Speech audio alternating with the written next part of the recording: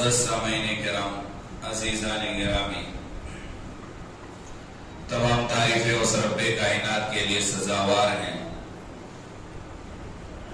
جس رب کائنات نے ہم تمام کو ایک مختصر سی زندگی دے کر دنیا میں بھیجا ہے۔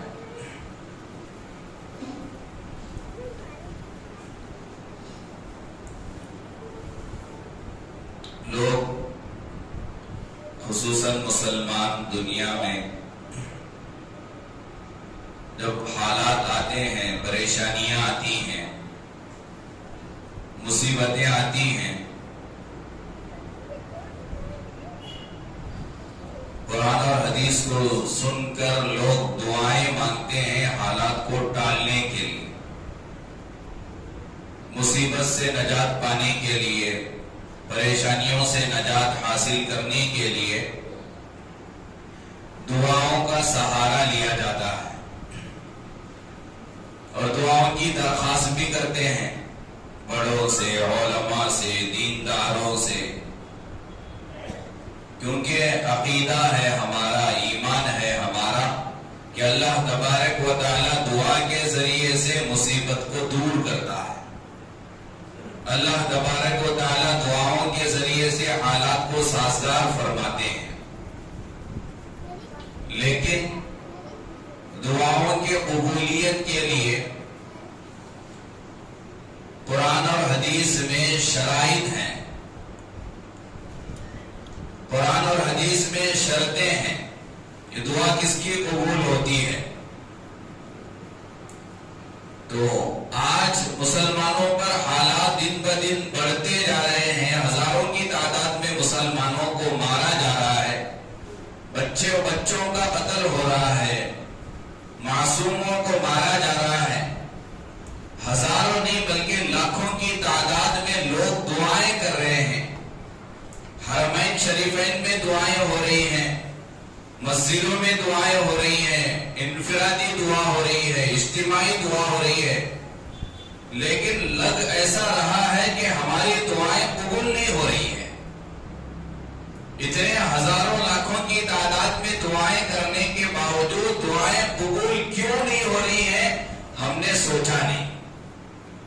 دعائیں قبول نہ ہونے کے کیا وجوہ ہیں، دعائیں قبول نہ ہونے کے کیا وجوہات ہیں، کیوں ہماری دعائیں قبول نہیں ہو رہی، کیوں حالات نہیں ٹل رہے ہیں، ان وجوہات پر ہم نے کبھی غور نہیں کیا، احادیث کو ہم نے سنا نہیں، پڑھا نہیں۔ اللہ کے نبی علیہ الصلوۃ والسلام کی ایک حدیث ہے، نبی صلی اللہ علیہ وسلم نے فرمایا کہ ایک بندہ ہے پریشان حال، جنگل میں چل رہا ہے، حدیث ہے، نبی نے فرمایا جنگل میں چل رہا ہے، پریشان حال ہے اور مسافر ہے، مسافر کی دعا قبول ہوتی ہے، مسافر ہے، پریشان حال ہے، پراگندہ بال ہے، یہ صفات نبی نے بیان کی ہے، بال سفر کی وجہ سے بگڑے ہوئے اور سفر کی وجہ سے، مسلسل سفر کرنے کی وجہ سے کپڑے گندے ہیں، بال بکھرے ہوئے ہیں، جنگل میں چل رہا ہے، اب وہ راستہ بھٹک گیا، اب اسے معلوم نہیں کہ کس راستے پہ چلوں گا تو مجھے منزل ملے گی، راستہ بھٹک گیا، اب وہاں کھڑا ہوا جنگل میں، کوئی راستہ دکھانے والا نہیں، منزل معلوم نہیں کہ کہاں سے چلوں گا تو منزل ملے گی، پراگندہ بال ہیں، پراگندہ کپڑے ہیں اور پریشان حال ہے، مسافر ہے، اب وہ وہاں اس مجبوری کے عالم میں تھوڑا سوچو، اللہ کو پکارے گا تو کس درد کے ساتھ پکارے گا، کیسا درد ہوگا اس کے دل میں، ایسی مجبوری، جنگل، پورا پریشان حال، راستہ معلوم نہیں منزل تک جانے کے لیے، اب وہ وہاں کھڑے ہو کر پکارے گا اللہ کو، اللہ مجھے راستہ دکھا، کس درد کے ساتھ، کس غم کے ساتھ اللہ کو پکارے گا، وہ تھوڑا سوچیں گے تو معلوم ہوگا کہ کیسا وہ پکارے گا اللہ کو۔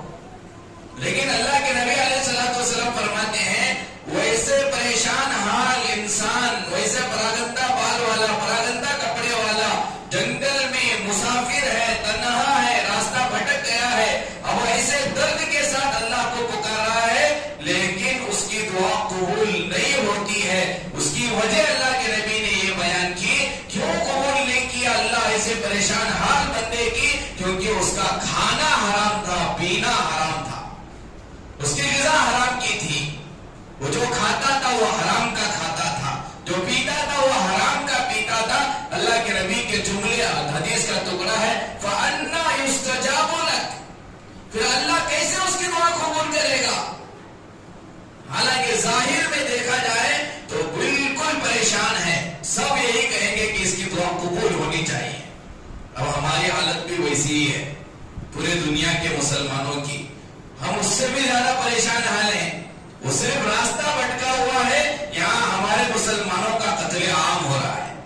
سووں کی تعداد نہیں، ہزاروں کی تعداد میں فلسطینی مسلمانوں کو مارا جا رہا ہے، اور اس کے لیے پوری دنیا کے مسلمان پریشان ہیں. کوئی کعبے کے سامنے کھڑا ہو کر دعا کر رہا ہے تو کوئی مسجد نبوی مدینے میں بیٹھ کر دعا کر رہا ہے، اور دنیا کے کونے کونے میں، چھپے چھپے میں، محلوں میں، رات کے اندھیریوں میں، دن کے اجالے میں، نمازوں کے بعد جمعہ کے دن دعائیں لاکھوں کی تعداد میں لوگ کر رہے ہیں. لیکن ہماری دعائیں قبول کیوں نہیں ہو رہی ہیں؟ اس کی ایک بڑی وجہ اگر دیکھا جائے، 100 میں سے 99-90% لوگوں کی کمائی حلال کے اندر حرام مکس ہو گئی. جب تک ہماری غذا حلال نہیں ہوتی، ہماری دعا تو دور کی بات، ہماری عبادت بھی قبول نہیں ہوتی. یہ ان چیزوں سے جب تک ہم پرہیز نہیں کریں گے، اللہ ہماری دعا قبول نہیں کرے گا. یہ اسباب حدیثوں میں بیان کیے گئے، بہت حدیثوں میں اسباب ہیں دعائیں قبول نہ ہونے کے، بے شمار واقعات لکھے گئے ہیں. اب ایک چیز میں آپ کو اس جمعہ میں بیان کروں گا، بتاؤں گا. بھئی ہماری غذا حرام ہو گئی، آج ہمارا لین دین سودی کاروبار ہو گیا، لین دین میں سود داخل ہو گیا. بزنس بڑھانے کے لیے بینک سے لون لیا جاتا ہے، اپنی خواہش پوری کرنے کے لیے لون کا راستہ اختیار کرتے ہیں، بیٹی کی شادی کے لیے لون لیا جاتا ہے. ہر ایک بندہ لون کو گویا کہ ناجائز حرام سمجھنا چھوڑ دیا، اور ہم نے سمجھ لیا کہ بھئی بغیر لون کے گاڑی چلتی نہیں، بغیر انٹرسٹ کے گاڑی چلتی نہیں، لے ضروری سمجھ لیا. اب آپ جائزہ کرو، آپ سروے کرو، آپ محلوں کا، علاقے کا، پورے ملک کا آپ سروے کرو.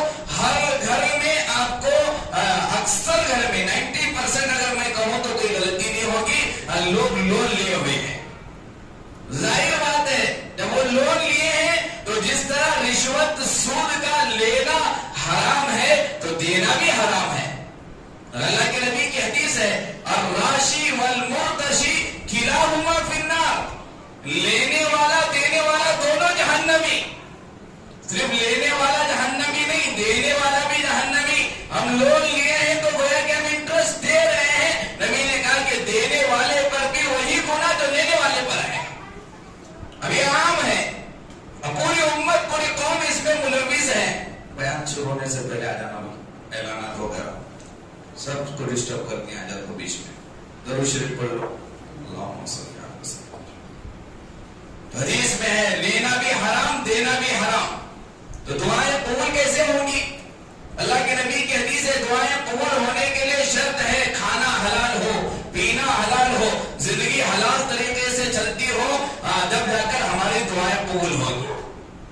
اب میں جو آج بیان کرنا چاہ رہا ہوں پوائنٹ یہ ہے کہ آج دعائیں قبول نہیں ہو رہی، اس کی وجہ ہمارے گھر میں سودی کاروبار شروع ہوا، بینکوں سے لون لینا شروع ہوا، حرام چیزیں آ گئی جس کی وجہ سے دعائیں قبول نہیں ہو رہی. اور ہم لوگ بینکوں کا راستہ اختیار کرنے پر مجبور اس لیے ہوئے، ایک نبی کی جو سنت تھی وہ سنت آج معاشرے سے بالکل ختم ہو رہی ہے.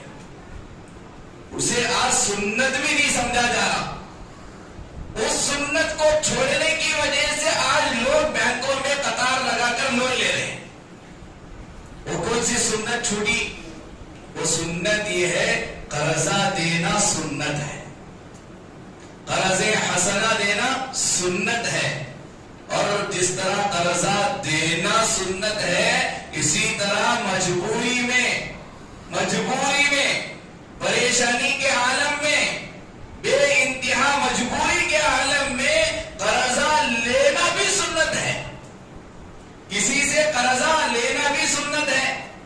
آج معاشرے کا اگر ہم جائزہ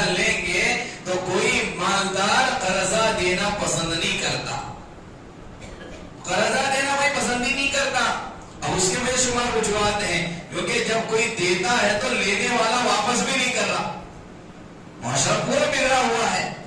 اب بینکوں سے لین دین کا اگر معاملے کو اگر ہم ختم کریں تو ختم کرنے کے لیے مجبوروں کو پیسے ملنا، اب مجبوروں کو کون پیسے دیں گے؟ وہ مالدار دینا پڑے گا، تو یہ مالدار جب قرضہ دینا شروع کریں گے تو یہ مجبور، یہ تنگدست پریشان حال یہ بینک کو کیوں جائے گا؟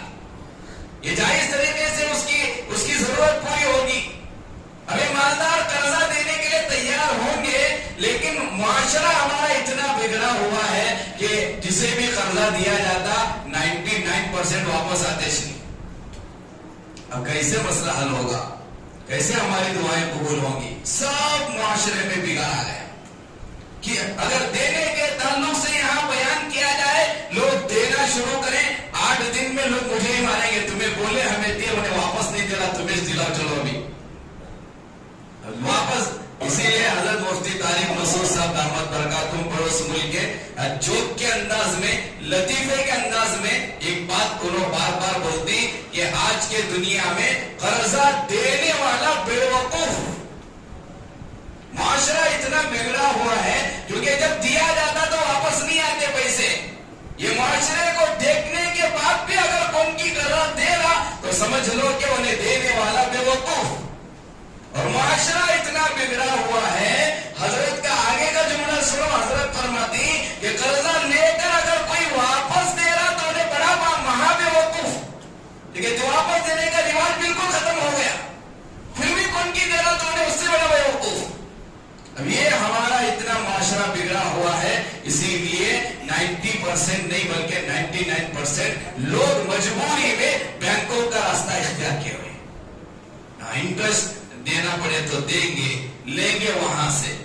وہ سسٹم اگر ختم کرنا ہے، نبی کی یہ جو سنت جسے ہم نے بگاڑ دیا ہے، اس سنت کو ہم نے بدنام کیا ہے، پھر سے ہمیں اس سنت پہ آنا پڑے گا، تب جا کر ہمارے گھروں کی غذا حلال ہوگی، ہمارا کھانا پینا حلال ہوگا۔ وہ کون سی سنت ہے؟ قرضہ لینا بھی سنت ہے، قرضہ دینا بھی سنت ہے، بہت بے شمار حدیث قرآن میں اس کے فضائل ہیں۔ اللہ کے نبی قرضہ لیے بھی ہیں، دیے بھی ہیں۔ ایک حدیث ہے، بخاری شریف کی حدیث ہے، اللہ کے نبی علیہ الصلوۃ والسلام کے گھر میں کھانے پینے کے لیے اناج نہیں تھا، اہل بیت کے اندر گھر میں تندرستی تھی، نبی غربت میں زندگی گزار کر گئے ہیں، اللہ کے نبی علیہ الصلوۃ والسلام کے گھر میں اہل بیت کے لیے تندرستی تھی۔ اللہ کے نبی علیہ الصلوۃ والسلام اپنے گھر والوں کے لیے قرضہ لیے ہیں، بخاری کی حدیث، اللہ کے نبی اپنے گھر والوں کے لیے، اہل بیت کے لیے قرضہ لائے۔ ایک حدیث دوسری روایت ہے، اللہ کے نبی علیہ الصلوۃ والسلام کے گھر ایک مہمان آیا، مہمان کی مہمان نوازی کرنا نبی کی سنت، اللہ کے نبی کا معمول، نبی کا طریقہ مہمان نوازی کرنا۔ اب آیا نبی کے گھر مہمان، اللہ کے نبی نے گھر میں دیکھا کہ گھر میں مہمان کو کھانے کا انتظام کرنے کے لیے کچھ بھی نہیں ہے۔ اب اللہ کے نبی علیہ الصلوۃ والسلام کے پڑوسیوں میں ایک پڑوسی یہودی تھا، اسلام کا دشمن، نبی کا دشمن یہودی نبی کا پڑوسی تھا۔ اللہ کے نبی اس یہودی کے پاس جا کر آٹا قرضے میں لائے، یہ بھی حدیث ہے۔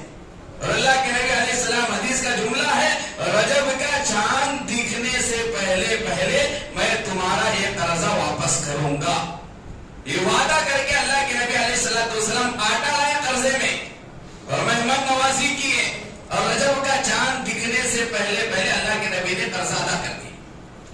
تیسری روایت، قرضہ لینا سنت، اللہ کے نبی علیہ الصلوۃ والسلام کو پریشانی لاحق ہوئی، اللہ کے نبی نے یہودی عالم سے قرضہ لیا، یہودیوں میں جو عالم تھا، عالم سے قرضہ لیا، اور اللہ کے نبی علیہ السلام نے وعدہ کیا فلاں تاریخ کو فلاں وقت پر میں تمہیں واپس کروں گا۔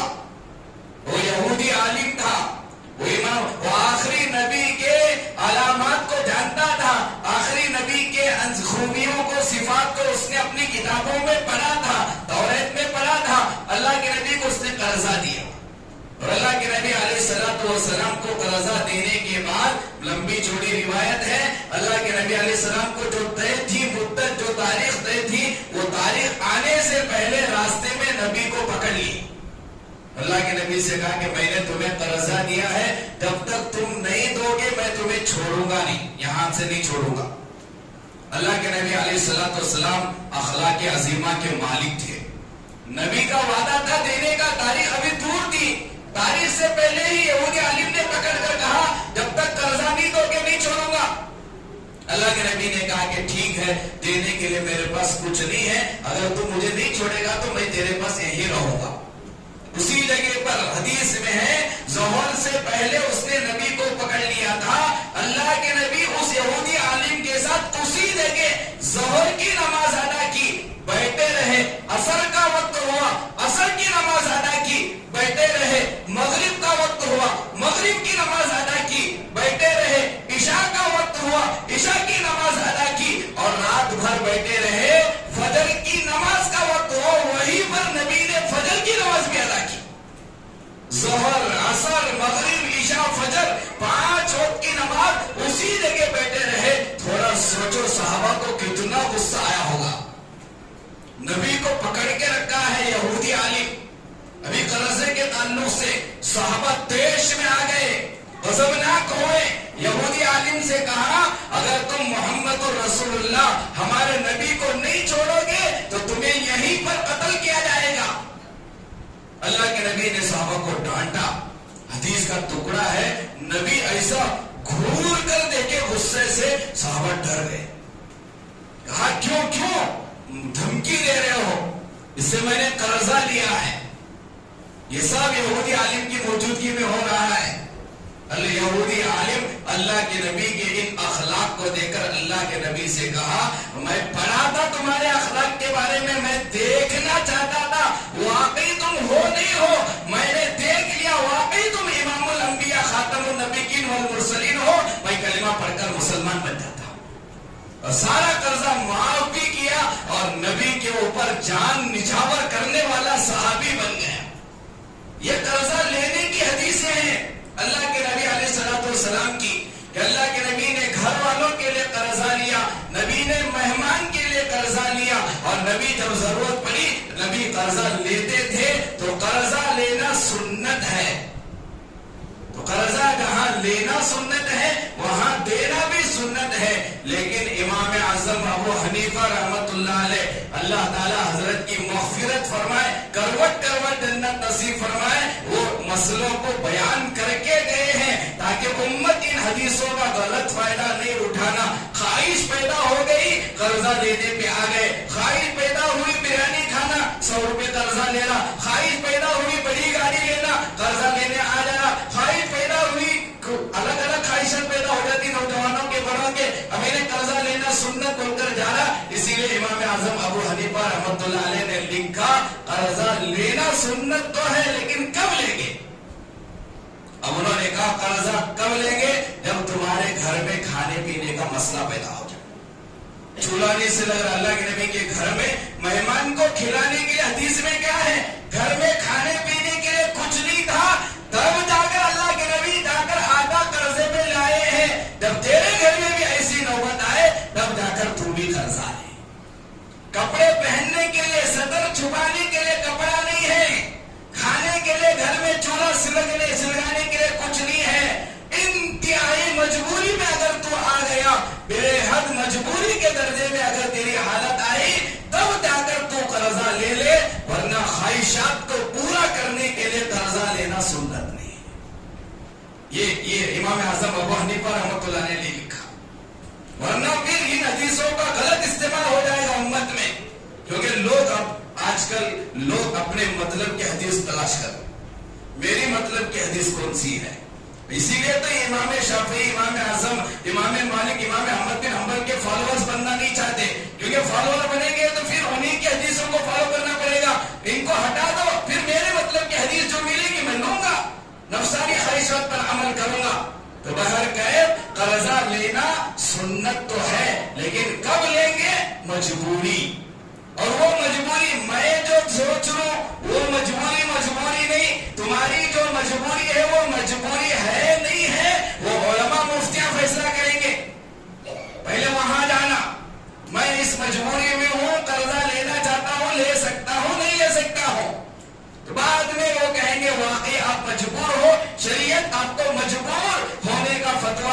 ہیں تب آپ جا کر کسی مالدار سے قرضہ لے سکتے ہو.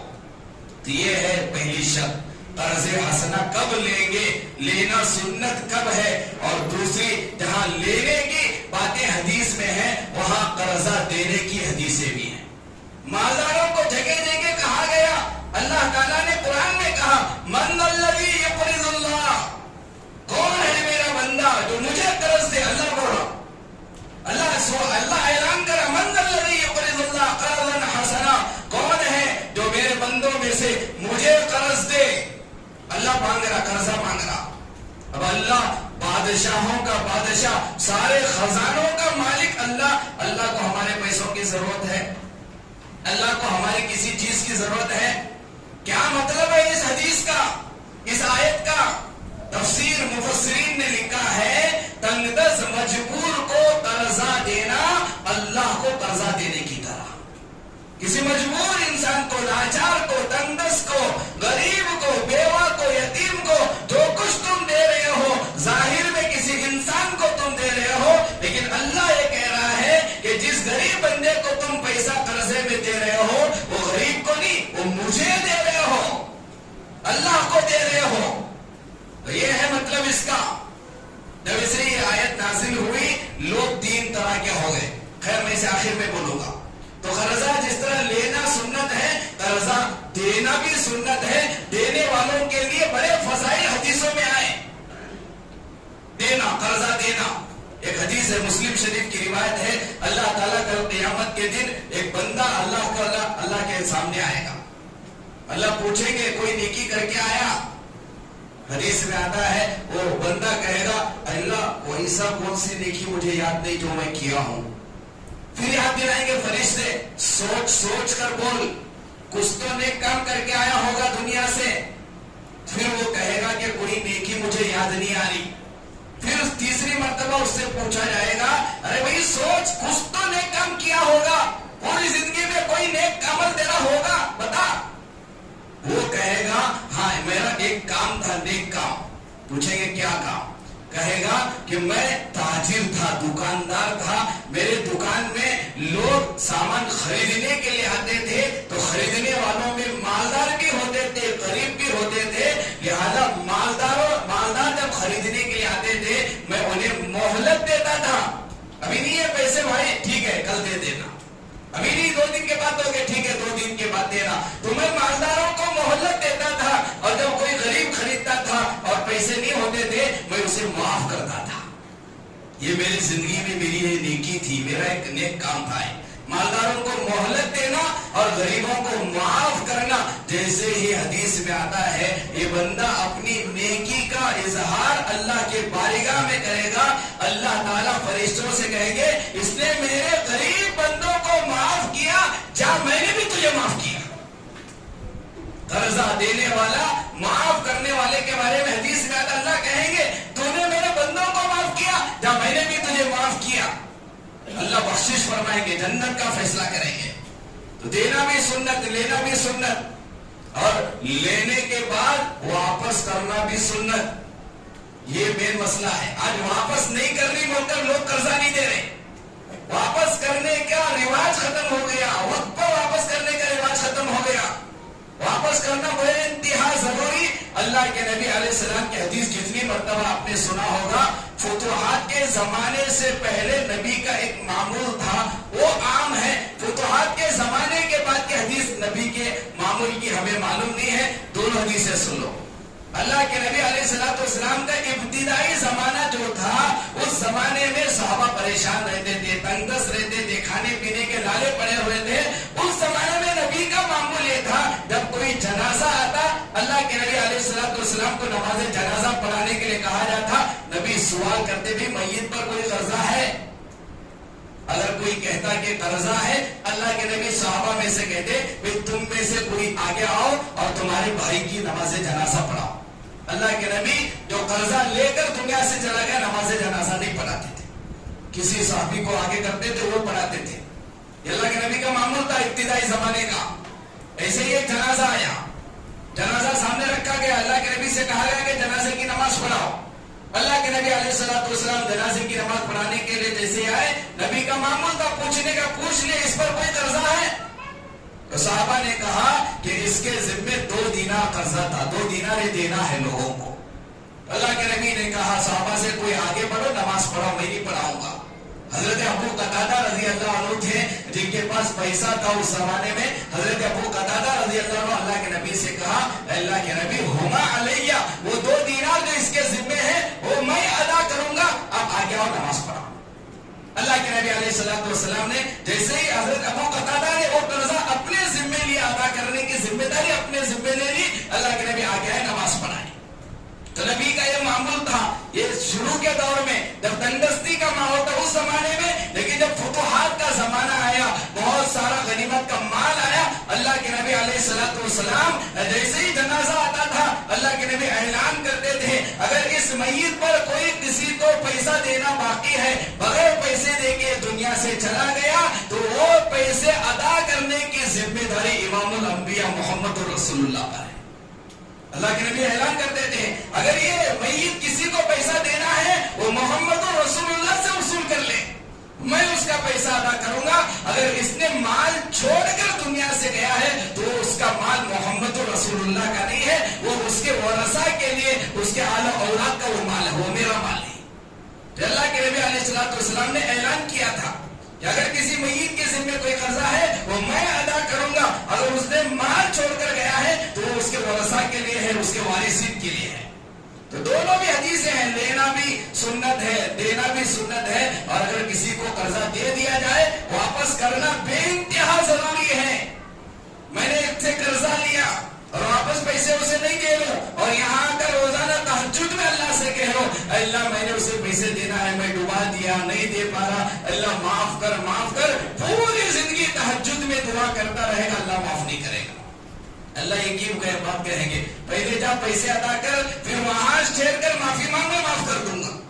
تہجد پڑھنے کی بھی ضرورت نہیں ہے کسی کا، وہ کہاوت ہے نہیں بلی سے چوہے کھا کو ہچ ہوئی، وہ قصہ چل رہا، سب کے پیسے ہمیں ڈباتی، قرضہ دیتے نہیں، اور یہاں آ کر رو رو کر اللہ سے معافی مانگ رہی۔ شب قدر میں معافی مانگ لو، کعبۃ اللہ کے سامنے معافی مانگ لو، مسجد نبوی میں بیٹھ کر اللہ سے معافی مانگو۔ اللہ کا یہ قانون ہے، اللہ کا یہ طریقہ ہے، اللہ تعالیٰ نے یہ شریعت میں کہا ہے کہ جب تک تم دینے والوں کو نہیں دو گے اس وقت تک اللہ بھی نہیں معاف کرے گا، بغیر دیے کے قیامت میں آؤ گے اللہ وہ ادا کرے گا۔ وہاں پیسے نہیں چلتے، ڈالر نہیں چلتے، ریال نہیں چلتے، قیامت کے دن یہاں بغیر دیے کے اگر آؤ گے وہاں جو کرنسی چلے گی وہ نیکیوں والی کرنسی چلے گی۔ 5 روپے کھا کر گئے کسی کے 5 نیکیاں دینا پڑے گا، 10 روپے کھا کر گئے 10 نیکیاں دینا پڑے گا۔ کتنی نیکیاں دینے کی طاقت ہے اتنا ڈبا کے جاؤ۔ 100 روپے ڈبانے کی طاقت، 100 نیکیاں دینا چاہتے ہو 100 روپے ڈباؤ لوگوں کی۔ یہ حدیث ہے، یہ شریعت ہے، میری بات نہیں ہے، حدیث میں ہے۔ اللہ کے نبی نے پوچھا صحابہ سے بتاؤ من المفلس، فقیر کون، تندرست کون؟ صحابہ نے کہا من لا درہم لہ ولا دینار۔ اللہ کے نبی ہمارے ذہنوں میں تو یہ ہے فقیر ہم اسے کہتے ہیں، تندرست اسے کہتے ہیں جس کے پاس دینار بھی نہیں درہم بھی نہیں، یعنی پیسہ جائیداد جس کے پاس نہیں، دینار درہم نہیں، وہ فقیر ہے۔ اللہ کے نبی نے کہا نہیں وہ فقیر نہیں، فقیر اصل میں کون ہے؟ قیامت کے دن اللہ کے سامنے لاکھوں کروڑوں کی تعداد میں نیکیاں لے کر آئے لیکن دنیا میں بہن کا حق مارا ہوگا، قرضہ لے کر پیسے واپس نہیں کیا ہوگا، کسی کو گالی دیا ہوگا، یہ سب اللہ کے سامنے آ کر کہیں گے اللہ میرے نے 100 روپے لیا تھا، اللہ نے میرے 5000 روپے لیا تھا، اللہ میری بہن کہے گی اللہ میرا حق اس نے ادا نہیں کیا تھا، اب کیا دینا پڑے گا؟ پیسے تو نہیں چلتے، اسے 100 نیکیاں اللہ دیں گے، اسے 500 نیکیاں اٹھا کر دیں گے، اسے 1000 نیکیاں دیں گے۔ اللہ کے نبی نے کہا کہ ہزاروں کروڑوں کی نیکیوں والا آئے گا، حق والے آئیں گے، سارے نیکیاں ختم ہو جائیں گی۔ اب یہ اصل میں فقیر تندرست ہے، ابھی لائن میں کھڑے رہیں گے لوگ لینے کے لیے، اب یہاں دینے کے لیے نیکیاں نہیں ختم، اب کیا دیں گے قیامت کے دن؟ اللہ کے نبی نے کہا اب اس کے پاس دینے کے لیے نیکیاں نہیں ہے، اتنے لوگوں کا دنیا میں لے لے کو کھا کو چلے گیا، اب دینے کے لیے قیامت کے دن کچھ نہیں ہے۔ اب اللہ کہیں گے دینے کے لیے اس کے پاس نیکیاں نہیں، ٹھیک ہے ان کے جو گناہ ہے اس کے نام عمل میں ڈال، اب ان کے گناہ اس کے نام عمل میں ڈالے جائیں گے اور بعد میں فیصلہ ہو کہ جاؤ اسے جہنم میں پھینک دو۔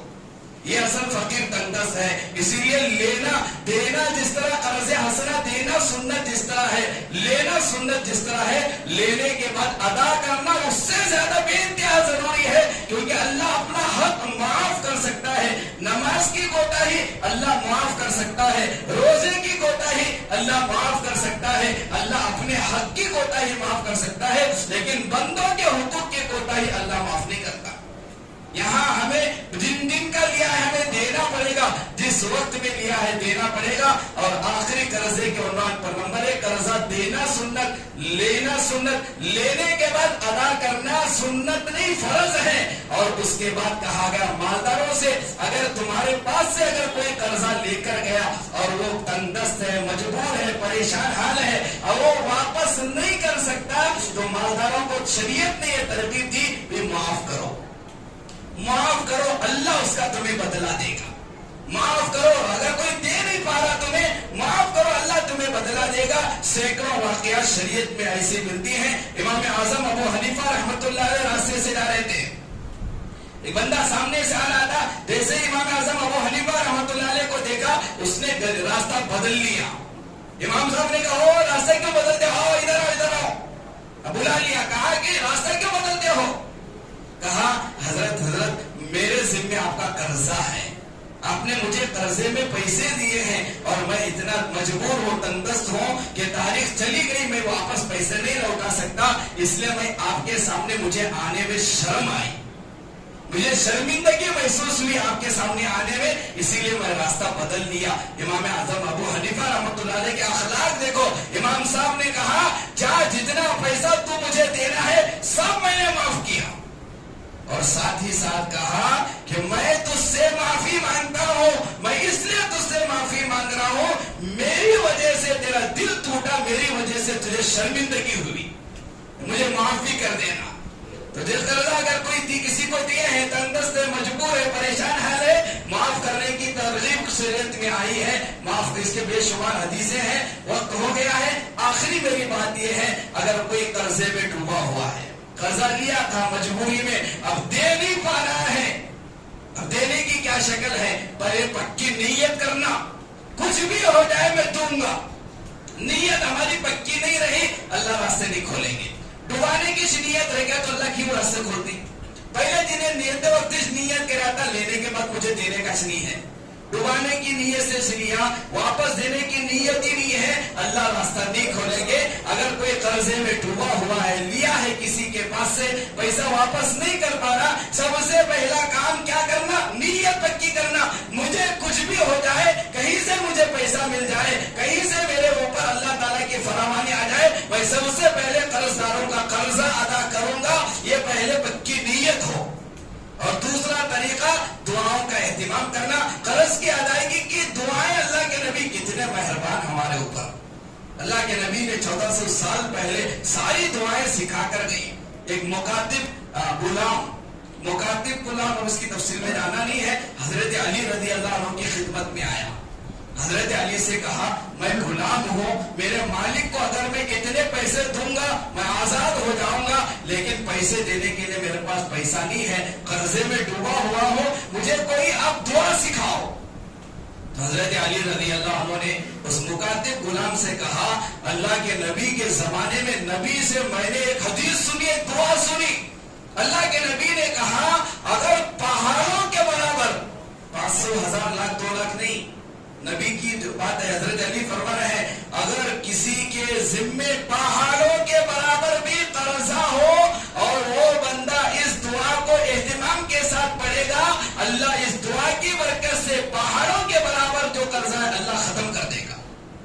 اور دعا بڑی آسان ہے. کہا اللہ کے حضرت علی نے اس غلام سے کہ پابندی کے ساتھ اس دعا کو پڑھتے رہنا، اللہم اکفنی بحلالک عن حرامک واغننی بفضلک عمن سواک. کہا کہ جو بھی بندہ اس دعا کو پڑھتا رہے گا پہاڑوں کے برابر بھی اگر قرضے میں ملوث ہے اس کا قرضہ ادا ہو جائے گا، اللہ اسے نجات دیں گے.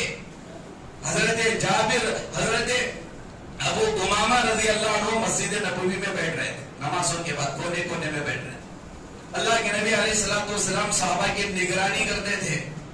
اللہ کے نبی نے حضرت ابو امامہ کو بلایا، ابو امامہ سے پوچھا، ابو امامہ پہلے تمہارا یہ مزاج نہیں تھا نماز کے بعد مسجد میں بیٹھنے کا، نماز کے بعد چلے جاتے تھے، لیکن چند دنوں سے میں تمہیں دیکھ رہا ہوں نمازوں کے بعد تم مسجد میں ہی بیٹھے رہتے ہو، باہر نہیں جا رہے ہو، کیا وجہ، کیا پریشانی؟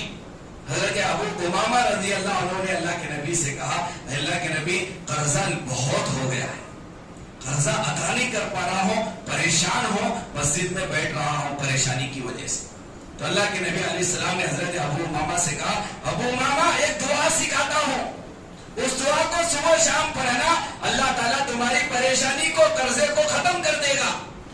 حضرت ابو امامہ رضی اللہ عنہ نے اللہ کے نبی سے کہا، اللہ کے نبی بتائیے، سکھائیے۔ حضرت ابو امامہ سے اللہ کے نبی نے کہا، ابو امامہ اور صبح اور شام اس دعا کو پڑھنا، اللہم انی اعوذ بک من العجز والکسل واعوذ بک من الجبن والبخل واعوذ بک من غلبۃ الدین وقہر الرجال۔ اس دعا کو صبح شام پڑھنا، اللہ تیری مصیبت تنگدستی اور تیرے قرضے کو ختم کرے گا۔ حضرت ابو امامہ کہتے ہیں نبی نے جیسے ہی مجھے دعا سکھائی میں صبح شام پڑھنا شروع کیا، چند دن نہیں گزرے تھے اللہ نے میرے قرضے کا بوجھ بھی میرے سے ہلکا کیا اور میری ساری پریشانی دور ہو گئی۔ تو یہ دعائیں بھی حدیث میں ملتی ہیں، لہذا ہماری دعائیں قبول نہیں ہونے کی وجہ حرام غذا، ہمارے گھروں میں حرام چیز آ گئی، ہمارا کھانا پینا حرام کا ہو رہا ہے، اس لیے فلسطین کے نام پر، فلسطین کے مسلمانوں کے لیے لاکھوں کروڑوں کی تعداد میں مسلمان دعائیں کر رہے ہیں، دعائیں قبول نہیں ہو رہی۔ اس کی وجہ حدیث میں یہ ہے کہ جب تک ہمارا کھانا پینا، ہماری روزی حلال کی نہیں ہوگی، اس وقت تک ہماری دعائیں قبول نہیں ہوگی۔ اور ہماری روزی حلال کب ہوگی؟ جب ہم بینکوں کے سامنے لائن لگانا چھوڑ دیں گے، قرضہ لینا چھوڑ دیں گے، اور قرضہ لوگوں کے پاس، مالداروں سے لو قرض حسنہ لو، قرض حسنہ لینا بھی سنت ہے، دینا بھی سنت ہے، لینے کے بعد ادا کرنا فرض ہے۔ اگر ادا کرنے نہیں ہوگا، یہ نبی کی دعاؤں کا اہتمام کرو، لہذا بینکوں سے لون لینے سے پرہیز کرنے کی عادت ڈالو، انشاءاللہ اللہ ہماری دعائیں قبول کرے گا۔ اللہ تعالیٰ سے دعا، اللہ تعالیٰ ہم تمام کو کئی باتوں پر عمل کی توفیق نصیب فرمائے، آمین۔ وآخر دعوانا الحمدللہ۔